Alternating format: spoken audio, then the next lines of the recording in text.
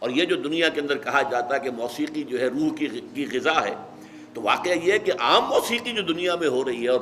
بد نصیب جو اس وقت کا دور ہے، یہ پاپ میوزک جو ہے، یہ تو سوائے انسان کے جو سفلی جذبات ہیں ان کو حرکت میں لانے کے اس کا کوئی کام نہیں۔ پرانے زمانے کے لیے ایک موسیقی ایک ہوتی تھی جو سنجیدہ ہوتی تھی، اس میں یقیناً یہ ہے ایک بڑا فرق میں آپ کو بتاتا ہوں۔ پچھلے زمانے کی موسیقی سن کر آدمی کا یہ سر جو ہے یہ وجد میں آتا تھا، آدمی جھومتا تھا سر کے وجد کے ساتھ۔ آج کی موسیقی میں پورا انسان کا نچلا جسم جو ہے وہ دھڑکتا ہے، دھڑکتا ہے اور چلتا ہے، دوڑتا ہے۔ یہ انسان کے سفلی اور گھٹیا اور نچلے جذبات کو حرکت دلانے والی شے ہے۔ لیکن قرآن مجید کی موسیقی، زین القرآن باصواتکم من لم یتغن بالقرآن فلیس منا وتغنوہ، اس کو بڑی غنا کے ساتھ پڑھا کرو۔ اور یہاں تک کہ آپ نے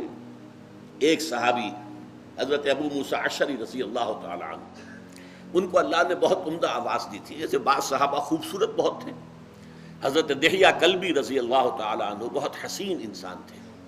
چنانچہ حضرت جبرائیل جب انسانی شکل میں آتے تھے تو حضرت دحیہ کی صورت اختیار کر کے آتے تھے، دحیہ کلبی۔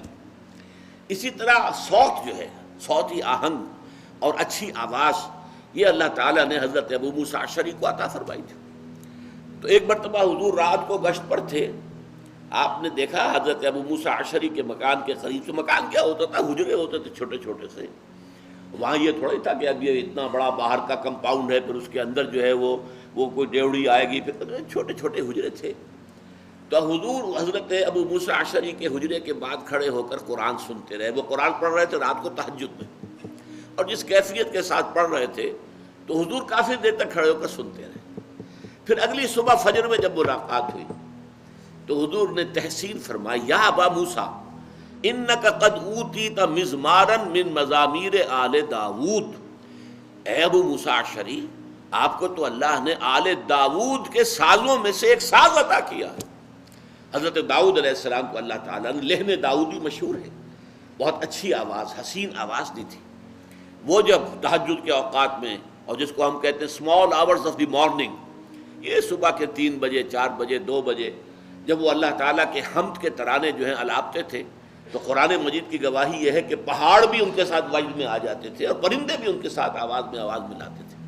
یہ تاثیر تھی لحن داؤدی کی حضرت داؤد علیہ السلام کے پڑھنے میں۔ تو حضور نے فرمایا جیسے اللہ تعالیٰ نے حضرت داؤد کے گلے میں ایک ساز رکھ دیا تھا، وہ ساز کوئی باہر کا ساز نہیں ہے بلکہ وہ گلے کے اندر ساز ہے جو اللہ تعالیٰ نے بہترین آواز دی ہے، خوبصورت آواز دی ہے، ایک غنا والی جو ہے غنائی آواز دی ہے۔ تو جیسا اللہ تعالیٰ نے یہ مزمار عطا کیے تھے آل داؤد کو، اے ابو موسیٰ تمہیں بھی اللہ نے انک قد اوتیت مزمارا من مزامیر آل داؤد، آل داؤد کے سازوں میں سے ایک ساز اللہ نے عطا کر